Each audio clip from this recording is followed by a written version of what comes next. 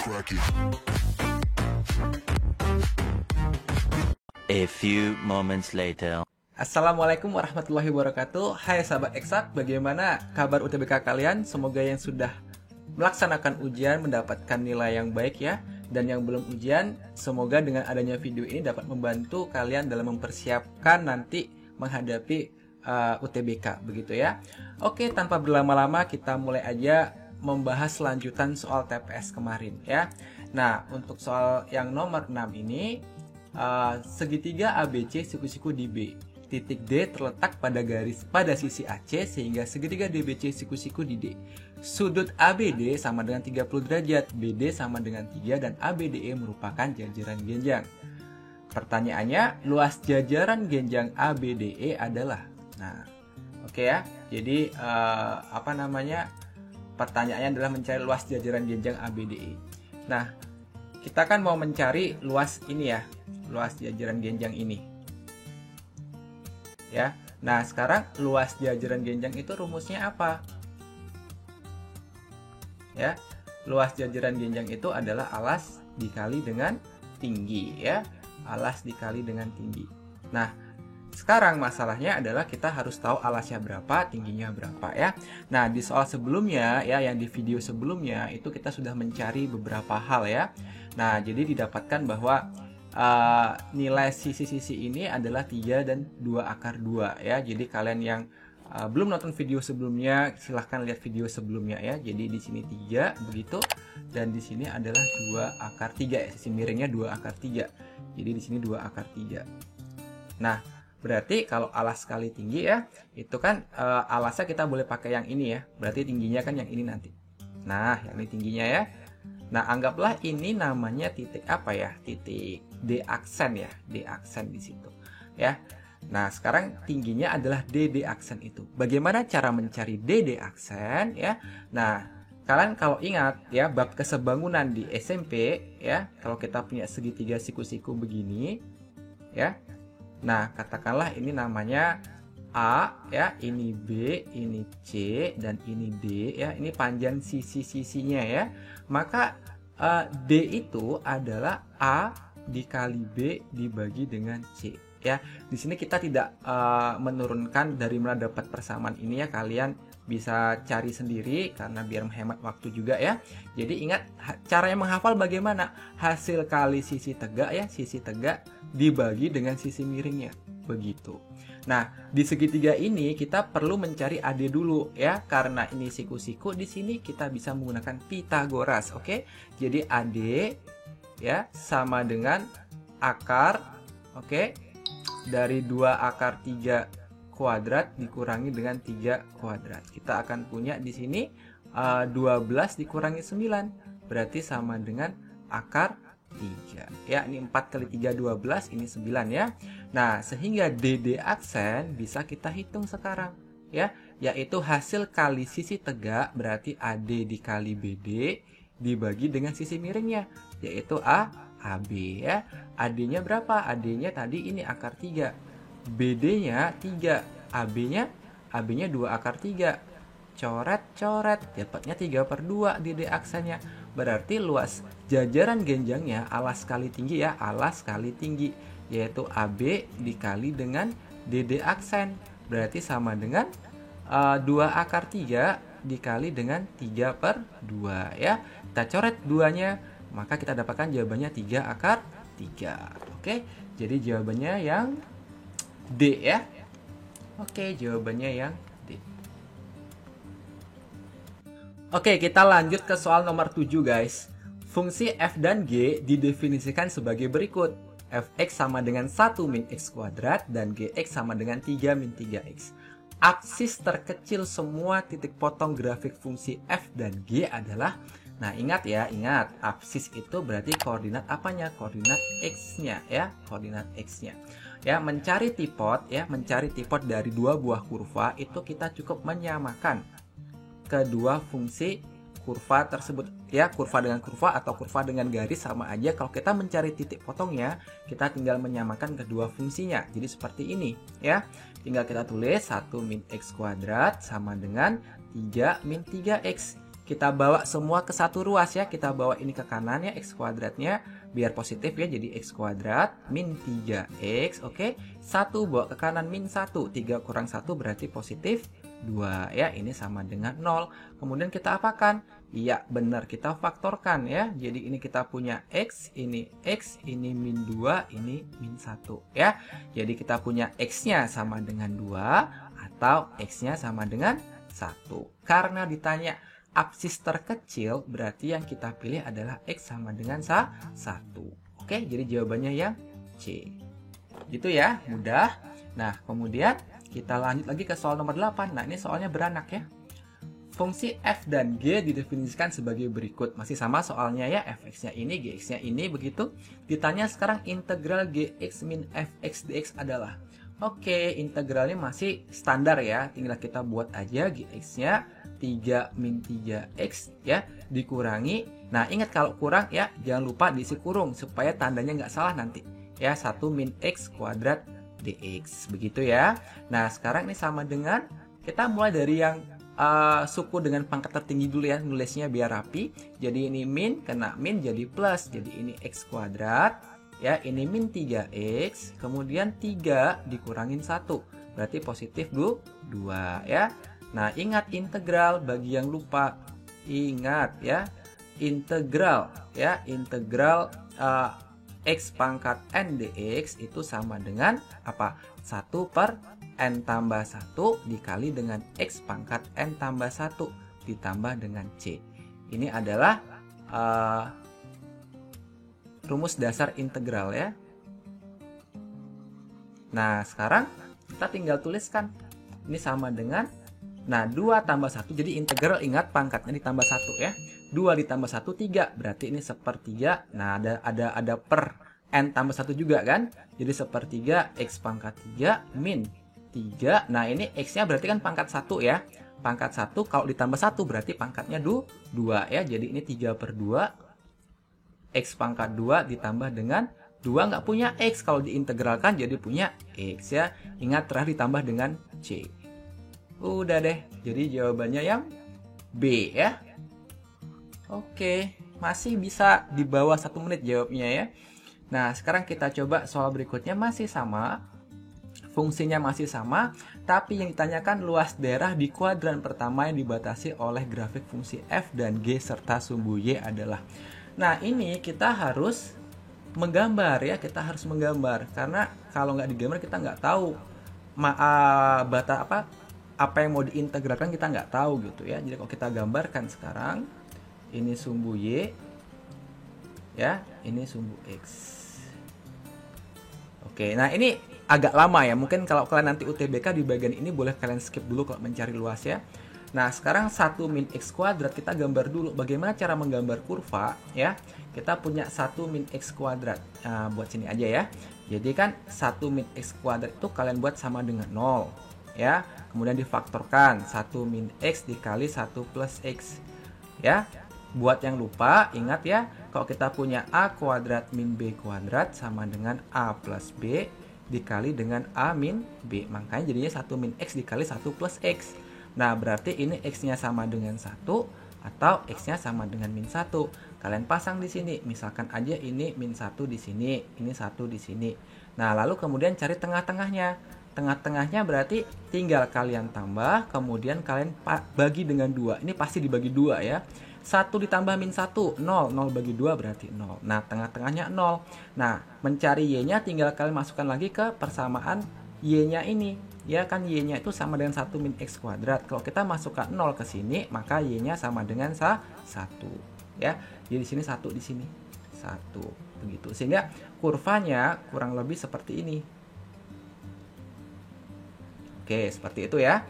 Nah, kemudian sekarang kita tinggal cari si garisnya ya, 3 min 3x. Ini y sama dengan 3 min 3x ya. Boleh aja kita ganti gx sama fx dengan y gitu. Nah, sekarang caranya gimana? Tinggal kita buat ketika x sama dengan 0 dan ketika y sama dengan 0. Ya, kalau kita buat x sama dengan 0, kita dapatkan y-nya sama dengan 3 ya. Kalau diganti dengan 0, dapat y-nya sama dengan 3. Sekarang gantian, kalau y-nya sama dengan 0, berapa x-nya? Nah, ini sekarang bayangkan ini 0 ya. Bayangkan di 0, ini pindah ke sini jadi plus 3x. 3x sama dengan 3, berarti x-nya sama dengan 1. Sehingga si garis itu ya koordinatnya adalah 0,3 ya, 0,3 berarti ini 0. Ini anggaplah sini 3 ya. Kemudian 1,0 ya. Kalau kita buat koordinatnya ini kan 0,3 sama 1,0 ya. Berarti di sini lagi 1. Sehingga nanti garisnya kurang lebih seperti ini. Ya, kurang lebih seperti itu. Nah, sekarang kita baca lagi perintah soalnya ya. Ditanyakan adalah luas daerah di kuadran pertama yang dibatasi oleh grafik fungsi f dan g serta sumbu y. Ya, berarti ini kan kuadran 1 ada di sini ya. Ini kuadran 1. Ya, ini kuadran 1. Dibatasi oleh f dan g dan serta sumbu y. Berarti yang dimaksudkan tuh yang ini, guys. Nah, yang ini. Oke? Nah, berarti kalau kita gunakan integral untuk mencari itu, kita akan punya persamaannya integral dari 0 sampai 1, karena ini dari 0 sampai 1 ya. Kemudian yang merah ini, si garis ini berada di atas dari kurva yang biru ini. Sehingga kita tuliskan dulu yang persamaan garisnya dulu. Ya, 3 min 3x, begitu, dikurangi dengan fx-nya, 1 min x kuadrat, dx. Nah, ternyata ini sama dengan pertanyaan di soal sebelumnya. Ya kan, 3 min 3x min 1 min x kuadrat sama. Cuman di sini ada batas. Jadi kita tinggal gunakan hasil integral di sini ya. Kemudian kita masukkan batas-batasnya. Oke, jadi ini sama dengan begitu ya. Tadi apa hasilnya? 1/3 x pangkat 3 1/3 x pangkat 3 min 3 per 2x kuadrat plus 2x. Tidak perlu plus C karena ini integral tentu, ingat. Nah, sekarang tinggal dikasih batas aja 0 sampai 1. Batasnya yang ini ya. Ingat juga masukkan yang atas dulu kemudian dikurangi yang bawah. Jadi kita punya 1/3 dikali 1 pangkat 3 dikurangi 3 per 2 kali 1 kuadrat ditambah 2 dikali 1. Nah, kalau kita masukkan 0 ke sini ya, karena semua ada x-nya begitu ya. Berarti pastilah hasilnya 0 di sini, ya kan? Nah, sehingga jawabannya berapa ini? 1/3 dikurangi 3 per 2 ditambah 2. Kita jadikan per berapa, guys? Per 6 aja ya, per 6. Ya, emang per 6, KPK-nya 6 ya. Jadi kita buat ini per 6, kemudian ini dikali dengan 2. Berarti 2, ini dikali dengan 3 ya. 3 berarti ini 9. Kemudian ini dikali dengan 6, berarti 12. 2 kurang 9 min 7. Min 7 tambah 12 berarti 5. Sehingga jawabannya iya, 5/6. Oke, jadi opsi yang tepat adalah yang D. Oke, soal nomor 10. Misalkan kotak C dan pagar menyatakan operasi penjumlahan, pengurangan, perkalian, atau pembagian. Jika 6 kotak 2, C 4, pagar 3 kurang dari sama dengan 5, manakah triple berikut yang benar untuk kotak C pagar? Nah, soal ini tampaknya lebih gampang kalau kita coba-coba, guys ya. Coba-coba opsi 1, 3, 4 ini. Nah, misal kita pakai opsi yang pertama ya, opsi yang pertama. Berarti jadinya apa? 6 tambah 2 ya. Ini kan menggantikan kotak nih 2, C itu kurang, pagar itu bagi gitu kan ya. Berarti 6 tambah 2 dikurangi 4 dibagi 3. Apakah ini kurang dari sama dengan 5? Kita cek ya. Ini kan jadinya 6 tambah 2, 8 dikurangi 4/3. 4/3. Nah, ini pakai feeling aja. 4/3 kan 1,333.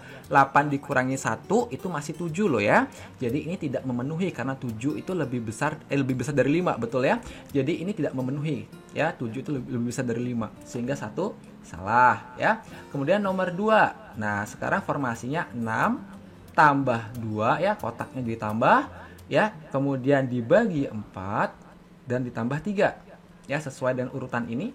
Apakah kurang dari sama dengan 5? Kita cek. Ingat, jangan ditambah dulu kalau ini. Pembagian duluan ya. Berarti 6 ditambah 2 bagi 4 setengah ditambah 3. Wah, ini sudah pasti nggak memenuhi. Karena udah pasti 9,5 itu lebih besar dari 5 kan? Bukan lebih kecil. Jadi ini juga salah. Oke? Nah, sekarang yang nomor 3. Nah, tapi kalau begini udah pasti jawabannya 4 saja kan ya. 1, 2 salah. Mungkin 3 benar kan? Jadi kita cek langsung yang 4 aja ya biar menghemat waktu.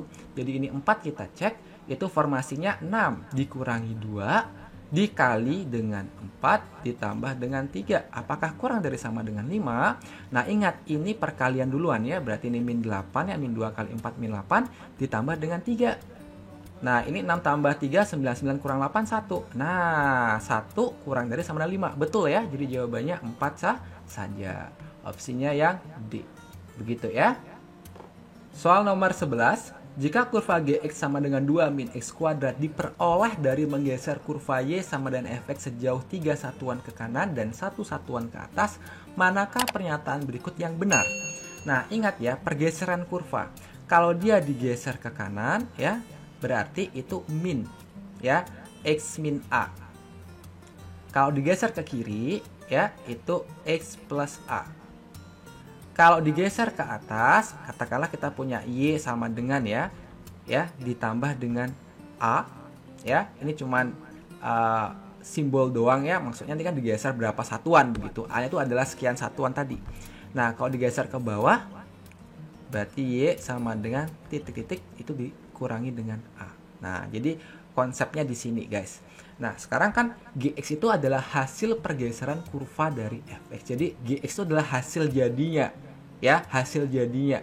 Bukan artinya kita geser ini dengan arah ini, bukan, ya. Jadi Fx itu adalah fungsi asal dari Gx. Berarti kalau begitu kita balik logikanya. Jadi ini sama aja mencari Fx itu adalah menggeser 3 ke kiri, ya, 3 ke kiri dan 1 ke bawah. Ya, 3 ke kiri, 1 ke bawah. Karena kita mencari fungsi asal, jadi kita balik aturannya, ya. Kanan jadi kiri, atas jadi bawah. Maka kita akan punya 2, ya. Kalau ke kiri berarti apa? X ditambah A. Berarti ini X ditambah 3 karena 3 satuan ke kiri kuadrat, kemudian 1 satuan ke bawah. Kalau ke bawah berarti dikurangi dengan A, berarti dikurangi dengan 1, ya. 1 satuan ke bawah berarti A-nya 1. Maka kita punya 2 kurang 1 itu 1 dikurangi dengan X kuadrat plus 6X plus 9. Maka kita punya min X kuadrat ini ya, min 6X, kemudian min 9 ini ya, min 9 ditambah 1 berarti berapa? Min 8. Ya, inilah Fx-nya. Sekarang kita cek opsinya. Kurva Y sama dengan Fx terbuka ke atas. Nah, ingat konsepnya ya. Konsepnya ingat. Kalau kita punya suatu kurva Y sama dengan AX kuadrat plus BX plus C, ya, ditinjau dari A-nya. Kalau A-nya positif, itu kurvanya tersenyum, ya. Kalau A-nya negatif, itu kurvanya cemberut. Ya, ini disebut sebagai terbuka ke atas, ya, terbuka ke atas. Oke, kalau ini namanya terbuka ke bawah. Oke. Karena ini min, berarti dia terbuka ke bawah ya. Jadi jawaban yang poin 1 itu salah gitu. Kemudian yang nomor 2, garis Y sama dengan 1 menyinggung kurva Y sama dengan Fx. Oke, kita buktikan ya. Untuk poin 2, ya, untuk poin 2 kita tinggal samakan, kan ingat Fx ini sama aja dengan Y. Berarti kita bisa replace atau kita gantikan Fx ini dengan 1. Berarti 1 sama dengan min X kuadrat min 6X min 8. Kita bawa ke satu ruas ya, ini bawa ke kiri semua biar positif X kuadratnya. Berarti ini X kuadrat plus 6X, ini min 8, ke sini plus 8 ya, ke ruas kiri jadinya plus 9. Sama dengan 0. Kemudian kita cek diskriminannya. Ya, diskriminan apa rumusnya? B kuadrat min 4A AC ya, ini rumus dari diskriminan. Ya. Nah, berarti kalau begitu B-nya yang 6 kan, berarti 6 kuadrat min 4, A-nya 1, C-nya 9. Berarti ini 36 dikurangi dengan 36. Ya kan, sama dengan 0. Apa maknanya? Kalau D sama dengan 0, itu artinya menyinggung. Ya, menyinggung. Kalau D lebih besar dari 0, itu memotong. Kalau D kurang dari 0, tidak menyinggung dan tidak memotong. Ya, tidak menyinggung dan tidak memotong. Jadi ini dua benar ya, karena menyinggung dibilang. Oke, ini 2 benar. Kalau 2 benar udah pasti 4 juga benar ya. Ini salah, ini benar. Bagaimana ngecek yang nomor 4? Ya, kita cek nomor 4. Fx kurang dari 0 untuk X lebih besar dari 0 ya, untuk X lebih besar dari 0. Nah, sekarang kita cek aja ini Fx-nya ya, min X kuadrat min 6X min 8 ya kan. Nah, ini kan berarti apa namanya, kalau kita gambarkan kurvanya boleh ya. Kalau kalian mau gambarkan kurvanya boleh, kalau enggak juga enggak apa-apa. Jadi kalau kita gambarkan kurvanya min x kuadrat min 6x min 8, tapi lebih baik digambar aja ya. Ini kalau kita buat sama dengan 0 berarti x kuadrat plus 6x ya, kita kali dengan min supaya gampang memfaktorkannya. Begitu, sama dengan 0. Kita buat ininya, faktornya ini x plus 4, x plus 2 ya, berarti x sama dengan min 4, x sama dengan min 2. Nah, sekarang kita buat nih gambar sketsa grafiknya. Ya, kita buat sketsa grafiknya, berarti itu kan min 4 sama min 2 ya. Oke, ini min 4, ini min 4, ini min 2. Nah, berarti kan nanti tengah-tengahnya kan kira-kira di sini tengah-tengahnya ya. Karena tadi ini min terbuka ke bawah, berarti nanti puncaknya di atas. Ya, kita nggak perlu tahu lah puncaknya itu berapa, nggak penting. Tapi sketsa grafiknya seperti ini. Nah, ya. Sedangkan x lebih besar dari 0 itu letaknya dari sini ke sini kan? Ya, dari sini ke sini startnya x lebih besar dari 0 itu. Ya. Jadi dapat dipastikan ya, untuk domain ini nilai fx itu selalu negatif karena kan dia terus ke bawah begini ya. Jadi untuk domain lagi sekali x lebih besar dari 0, si kurva ini akan selalu berada di bawah sumbu x atau bernilai negatif. Jadi 4 itu juga betul ya. Oke, baik, kita lanjut lagi ke soal berikutnya. Soal nomor 12. Tabel berikut menyajikan informasi tentang durasi seseorang bisa menahan napas untuk uji kondisi kesehatan paru-paru 200 pasien COVID-19. Oke, ini tabelnya ya. Nah, pertanyaannya apa ini?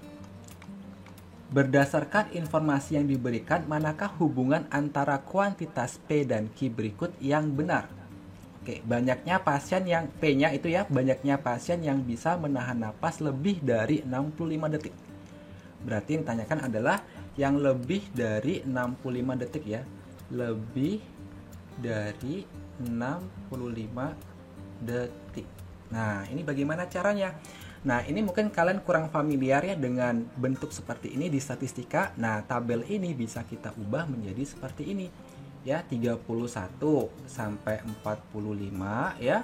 Ini lebih besar dari 45, berarti kita bisa buat 46 sampai 60. Kemudian yang ini 61 sampai 75, yang ini 76 sampai 90 ya. Nah, kalau begini kan kalian udah familiar harusnya melihat bentuk seperti ini di statistika ya. Nah, sekarang diberi batasan yang kita cari yang lebih dari 65 detik. Nah, ini bagaimana caranya? Kita gunakan rumus kuartil ya. Jadi rumus kuartil itu kan Q sama dengan tepi bawah ditambah dengan ini kita buat aja mungkin apa ya? Ya F gitu ya. F apa ya? F aksen misalnya dikurangi dengan FK ya, dibagi dengan frekuensi kuartilnya dikalikan dengan panjang kelas. Nah, 65 detik itu terletak di kelas ini. Ya, di kelas ini gitu. Jadi sekarang kita tinggal cari aja Q-nya ini sebesar 65. Kita batasi sebesar 65, guys. TB-nya adalah yang ini ya, dikurangi 0,5. Berarti TB sama dengan 61 dikurangi 0,5 sama dengan 60,5. Berarti ini 60,5 di sini. Nah, F aksen ini adalah frekuensi yang lebih besar. Ngitungnya frekuensi ini adalah dari F aksen ya, itu adalah dari sini sampai 65 ya, itu ngitung F aksennya begitu. Jadi nanti kita kalau mencari di atas 65 kita kurangi lagi dengan 200 ini hasilnya ya. Nah, sekarang FK ini ya, FK itu adalah frekuensi kumulatif sebelum kelas kuartilnya. Berarti FK-nya itu adalah 72 ditambah dengan 65 ya, dibagi dengan FQ. FQ itu adalah frekuensi kuartilnya, berarti 36 gitu ya. Kemudian P itu adalah panjang kelas ya. Panjang kelas, mencari panjang kelas mudah saja, kalian boleh pakai data yang mana aja, cukup dikurangi kemudian ditambah 1. Jadi kita misal pakai yang ini ya, berarti 75 dikurangi 61 dan ditambah dengan 1. Berarti ini berapa? 14 tambah 1 berarti 15 begitu ya. Sehingga panjang kelasnya adalah 15. Nah, ini dibawa ke kiri. 65 dikurangi dengan 60,5 adalah 4,5. Ya, disama dengan F aksen dikurangi dengan berapa ini? 72 tambah 65 berarti 7, kemudian 7 tambah 6 137. Dibagi 36 dikali dengan 15. Wah, ini angkanya tidak enak ya. Tapi bisa kita coret dulu ini. Ini dapat 5, ini dapat dibagi dengan 3 12 ya. Berarti f aksennya itu f aksen min 137 adalah 4,5 dikali dengan 12 dibagi dengan 5 ya. Kita bisa coret lagi ini 5 sama 4,5 dapatnya 0,9 ya. Kemudian 9 dikali 12 kan 18 1 10 ya. 10,8 ya. 10,8 bener ya. Nah, berarti f aksennya ini adalah 137 ditambah dengan 10,8 atau sama dengan berapa? 147,8. Atau kita bulatkan saja ya, karena kan banyaknya orang itu tidak mungkin desimal. Berarti ini kita bulatkan menjadi berapa? 148. Nah, ini ngitungnya dari sini guys. Sedangkan ditanya itu kan yang lebih dari 65 detik. Sehingga yang lebih dari 65 detik itu bisa kita cari mudah saja ya, sama dengan 200 dikurangi dengan 148. Berarti dapatnya berapa nih? 52. Oke, sehingga yang bisa bernapas lebih dari, yang bisa menahan napas lebih dari 65 detik ada 52 orang. Oh, Q-nya 51 ya, sehingga P-nya 52 ya, terdapat tadi P-nya 52, sehingga kesimpulannya apa? Kuantitas P lebih besar daripada Q. Jadi jawabannya yang A, begitu ya. Soal nomor 13. Matriks A memiliki inverse 2, 3, min 1, min 4. Berarti ini inverse-nya sudah ya, berarti A inverse sama dengan 2, 3, min 1, min 4. Dan memenuhi 5, 6 AB sama dengan A dikali dengan 1, 3C, 7, min 2 untuk suatu bilangan real A, B, C. Berdasarkan informasi yang diberikan, manakah hubungan antara kuantitas P dan Q berikut yang benar? Nah, jadi perhatikan ya. Kalau kita mau pindahkan si A ini ke ruas kiri, ya, dia akan berubah menjadi inverse, ya, dan posisinya juga harus di sebelah kirinya. Jadi kan A ini di sebelah kiri matriks ini. Berarti pas pindah, A-nya itu juga di sebelah kirinya matriks ini. Cuman ada tanda inverse-nya. Berarti A inverse begitu, ya. Berarti kita bisa buat ulang seperti ini. A inverse dikali ini ya, berarti 2, 3, min 1, min 4 dikalikan dengan 5, 6 AB sama dengan ya 1, 3C, 7, min 2 ya. Kita lakukan perkalian matriks biasa aja ya. Bagi yang belum bisa melihat video-video tentang perkalian matriks. Jadi ini kalau kita kalikan 2 kali 5 10 ditambah dengan 3A. 10 tambah 3A, 2 kali 6 12 ditambah 3 kali B 3B. Kemudian min 1 kali 5 min 5, min 4 kali A min 4A, min 1 kali 6 min 6, min 4 kali B min 4B. Ya, ini sama dengan 1, 3C, 7, min 2. Oke. Nah, sekarang tinggal kita gunakan kesamaan matriks aja ya. Matriks kiri sama dengan matriks kanan. Berarti kalau gitu 10 plus 3A sama dengan 1. Berarti 3A sama dengan min 9 ya. 1 kurangi 10 min 9. Lalu A sama dengan min 3 ya. Kita dapat A-nya min 3. Oke. Kemudian kita beralih ke yang lain dulu. Ini dua variabel masih belum bisa. Kita pakai yang ini sekarang ya. Min 6 min 4B. Min 6 min 4B sama dengan min 2. Berarti min 4B sama dengan min 6 ke kanan plus 6. Min 2 tambah 6 4. Berarti B sama dengan min 1. B-nya min 1 guys. Lalu yang terakhir yang ini 12 plus 3B ya. 12 plus 3B sama dengan 3C. Berarti 12 ditambah 3 kali min 1 berarti min 3 sama dengan 3C. 3C sama dengan 12 dikurangi 3 berarti 9. Berarti C sama dengan 3. Oke, sudah lengkap. A-nya tahu, B-nya tahu, C-nya tahu. Tinggal dihitung aja sekarang. A tambah B tambah C berarti A-nya min 3 ditambah min 1 ditambah 3. Berarti ini min 1 ya. Sehingga P-nya itu lebih kecil dari Q. Oke. Jadi jawabannya yang B. Begitu ya.